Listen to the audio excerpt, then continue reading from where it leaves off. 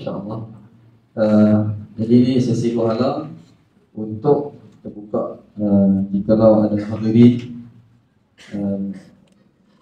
berbuat untuk bertanyakan ataupun nak menyampaikan ataupun menyuarakan cadangan ke apa-apa, boleh kita bagi mikrofon insya-Allah.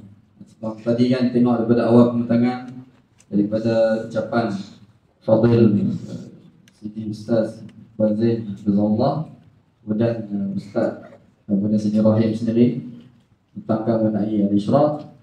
Kemudian tengok tadi pada bagaimana belajar kita mempersembahkan bacaan matan mereka dan bacaan kita dan lakonannya itu kan pada juga betul lah insyaallah.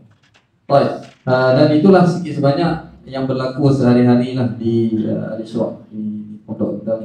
Jadi kalau ada soalan, ada cadangan mungkin, jadi kami buka sebelah-sebelahnya peluang untuk tuan-tuan puan-puan berkongsi lagi untuk kita insya-Allah. Ataupun ada apa-apa nak bertanya kepada Fadil Syekh sini ataupun Saiban untuk bertanya apa-apa.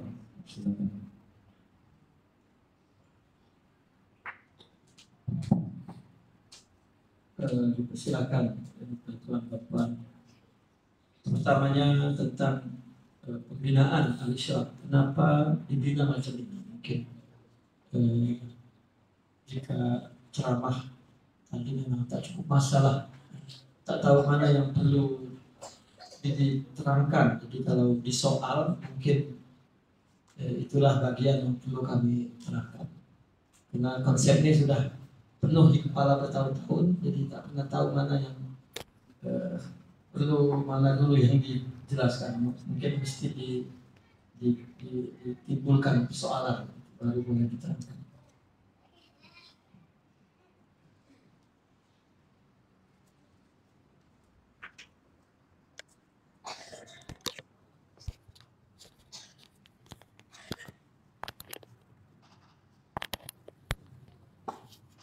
Sedikit saya bagi keterangan, dan salah satu kemudahan daripada model pembinaan ini seperti pondok yang dibuat sebiji, maka kami merasa bahwa kami boleh buat untuk membina satu biji, satu unit, karena dibuat macam taman perumahan. Karena itulah keadaan rumah modern adalah tersusun rapi yang menjadi taman. Kita pun akan sesuaikan dengan perkembangan zaman. Maka rumah itu dibuat, tempat pelajar itu dibuat sebiji. Dan satu unit perumahan itu hanya 4 orang, dan 1 orang 1 bilik. Dan yang akan kita kontrol setiap hari kebersihan mereka di dalam dan di luar pondok itu. Dan secara kemudahannya ketika kita nak bina, kita buat sebiji dulu. Kalau 1 biji itu misalnya hanya berapa 1 biji unit itu? Iya. Ya.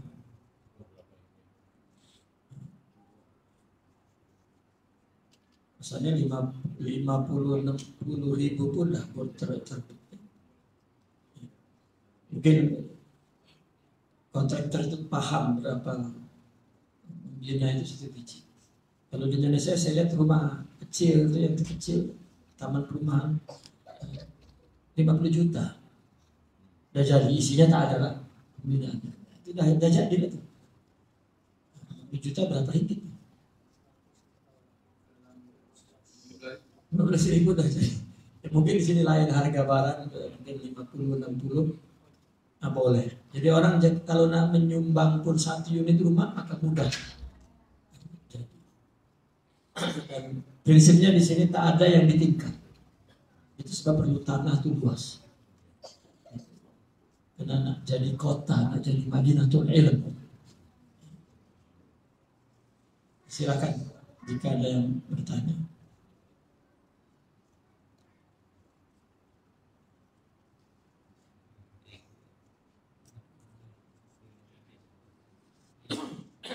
Nah, ini kelas pun satu kelas, satu unit terpisah, agar mereka punya tanggung jawab sendiri, menghargai waktu, menghargai tempat, menghargai ilmu, menghargai kehadiran dia di situ. Jadi akan terasa independen, bertanggung jawab.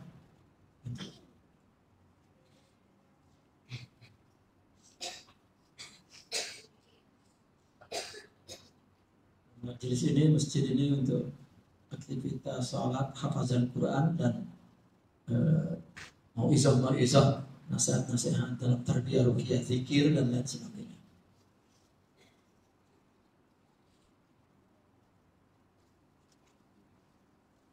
Ini makan mereka, kita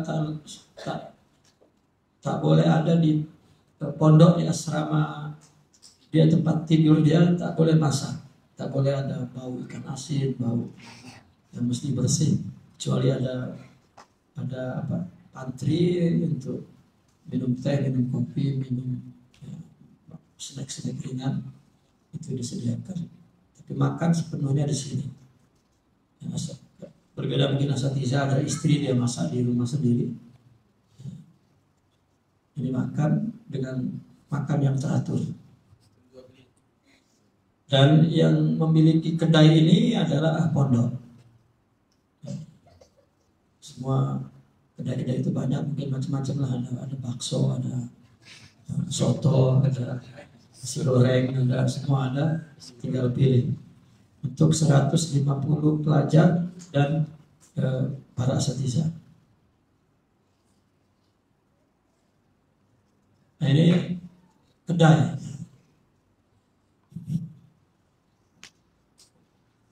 Sekejap di kedai.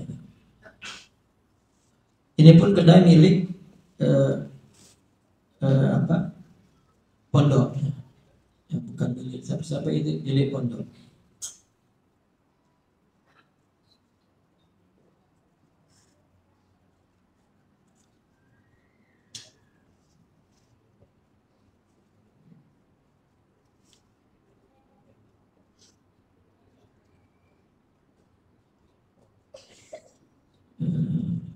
Dan di dalam kedai ini terdapat beberapa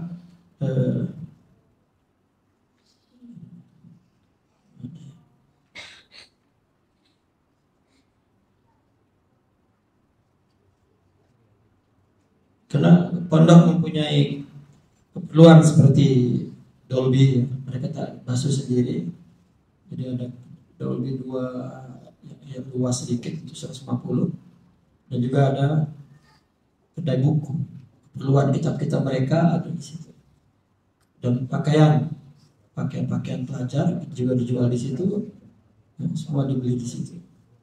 Kemudian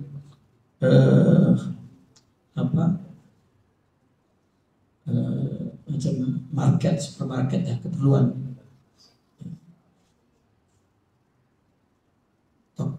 kedai buah juga ada, kedai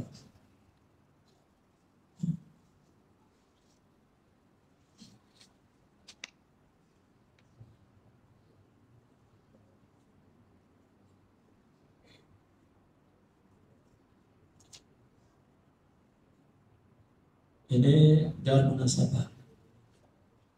Kita dapat minta dengan kalau maulid mengundang ramai orang boleh masuk di situ. Dan ada perjumpaan ulama, meeting. Seperti kita kedatangan masyayikh dan perlu tempat yang luas ya, untuk simak hadis atau mau'izah apa gitu. Karena kita boleh jemput orang luar akan bertempat di situ. Jadi segala keperluan pondok tak keluar dari pondok, semua ada. Dan kita coba, saya tak tahu apakah di sini boleh. Kalau di Indonesia, pondok bekerja sama dengan bank, pelajar pegang kad, semua keperluan dia menggunakan kad, tak ada dia pegang. Jadi tak nampak mana yang kaya, mana yang miskin, dan mereka semua sama dengan kad yang sama. Ini bilik dia, 4, tadinya 5, tapi sudah kecilkan agar sudah selesa semua.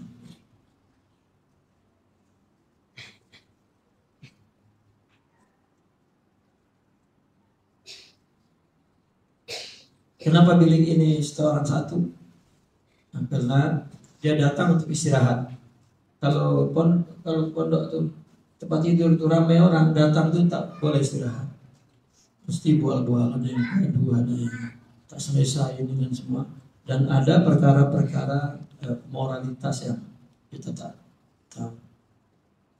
Ya, jadi ini satu dia ada independen diri dia, ada privasi, ada kebersihan, gitu. Dan disiapkan untuk menjadi manusia modern yang tidak bergantung kepada siapa-siapa, tapi bergantung kepada diri sendiri. Ya. Masing-masing menghormati dirinya, masing-masing boleh menjaga kebersihan dan lain sebagainya. Dan di Al-Azhar dengan asrama yang bukan dalam bentuk rumah sebiji-sebiji dia ya, macam asrama panjang 2 tingkat 3 tingkat, tapi tetap di dalamnya bilik dan satu orang satu bilik.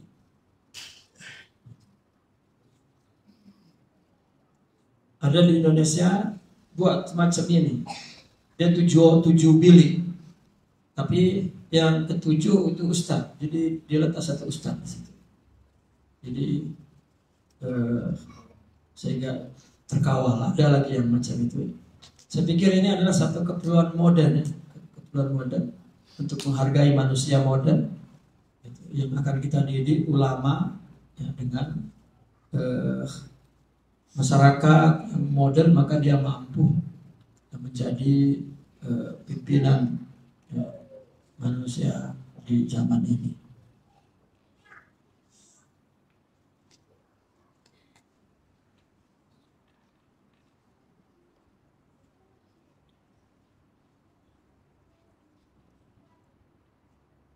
Dan itu juga antara asrama dengan sekolah itu dengan kelas itu jauh. Memang konsepnya seperti itu. Karena ada orang buat pondok di asrama di atas, tempat mengaji di bawah. Nah, dia sudah menginjak-injak tempat mengaji. Dan duduk di atas, tapi ketika waktu mengaji datang lambat.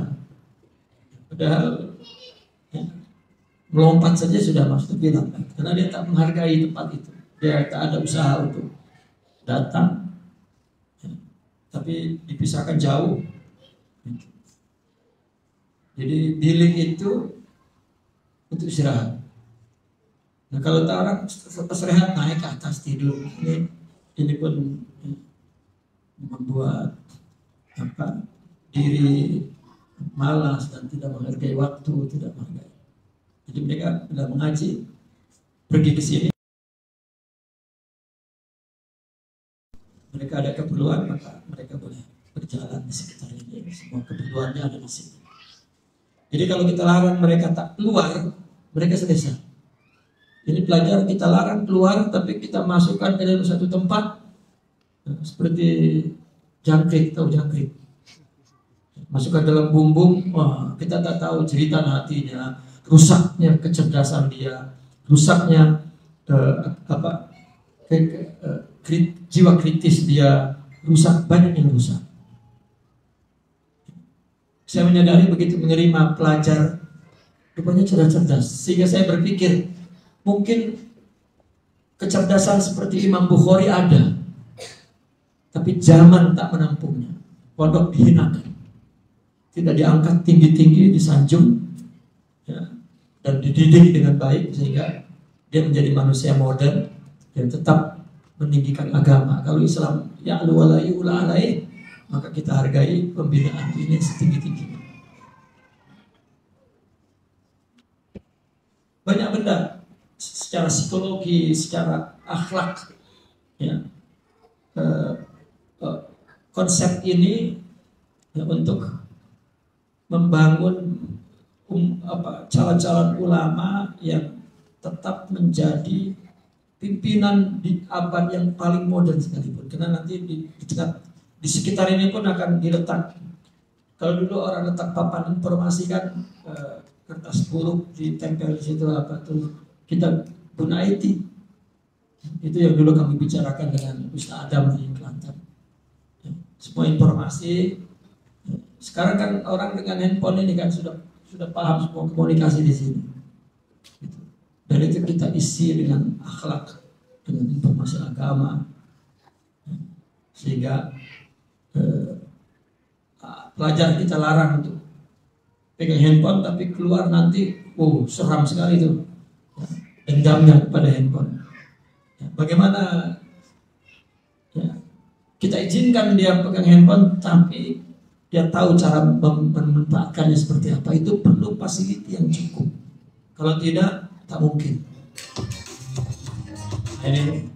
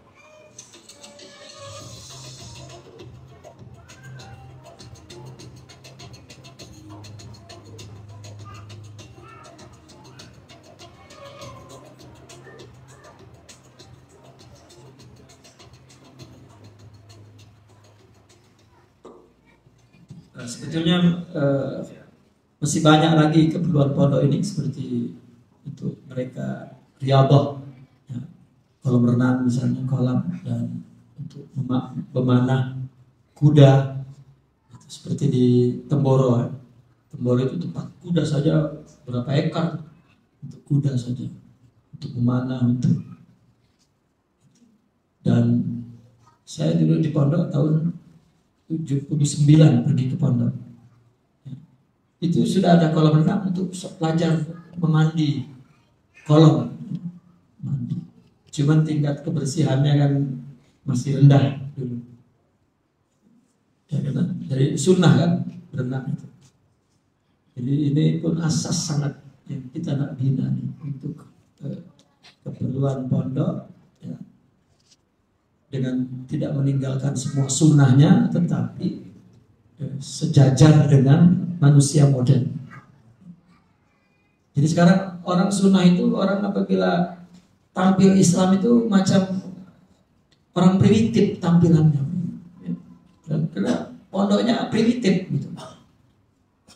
Jadi tidak terhormat, tidak. Maka di situ dia punya tempat untuk ditempah, dibentuk pola pikirnya, dibentuk akhlaknya, dibentuk wawasannya. Maka kita seimbangkan, kita bantu juga fasiliti yang membesarkan mereka. Karena ini yang kita bina adalah orang yang akan hidup berpuluh-puluh tahun ke depan, yang akan memimpin di zaman ini. Jadi bukan kita bina untuk bisnisnya atau untuk hal-hal yang sekejap, tetapi untuk ke depan. Kita berharap dengan ini yang kecil ini kita buat, generasi yang akan datang justru lebih meningkatkan kembali, dan terus pondok mampu menyesuaikan dengan perkembangan zaman. Sekarang pondok dianggap sudah jauh berapa ratus tahun itu dari zaman, ditinggal, sudah tidak dihargai, tidak dihormati. Tapi hal-hal agama merujuk ke mereka juga. Nah, saya kira demikian. Allah.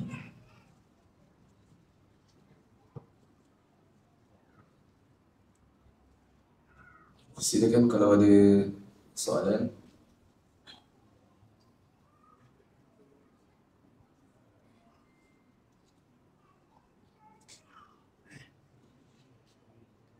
Saya kira tak ada. Dengan berakhirnya sesi dua kali itu, maka majlis sudah pun hampir ke penghujungnya. Majlis mempersilakan Fadilatul Syekh Sidi Rahimuddin untuk membacakan doa penutup.